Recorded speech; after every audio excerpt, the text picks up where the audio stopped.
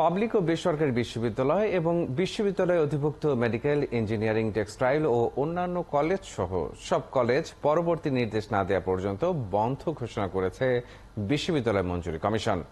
মঙ্গলবার রাতে ইউজিসির এক প্রেস বিজ্ঞপ্তিতে এ তথ্য জানানো হয়।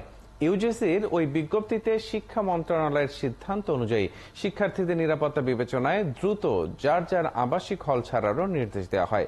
প্রত্যেকটি বিশ্ববিদ্যালয়কে শিক্ষার্থীদের নিরাপদ আবাসস্থলে পাঠানোরও নির্দেশ দেওয়া হয়। এর আগে সন্ধ্যায় মাধ্যমিক ও উচ্চ মাধ্যমিক সব শিক্ষা প্রতিষ্ঠান ও পলিটেকনিক ইনস্টিটিউট বন্ধ ঘোষণা করে শিক্ষা মন্ত্রণালয়। স্থগিত করা হয় 18 জুলাইয়ের এইচএসসি ও সমমান পরীক্ষাও।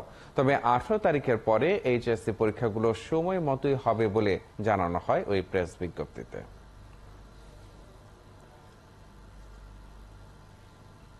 এখন জন্ম সনদ দিয়ে খোলো বিকাশ স্টুডেন্ট অ্যাকাউন্ট।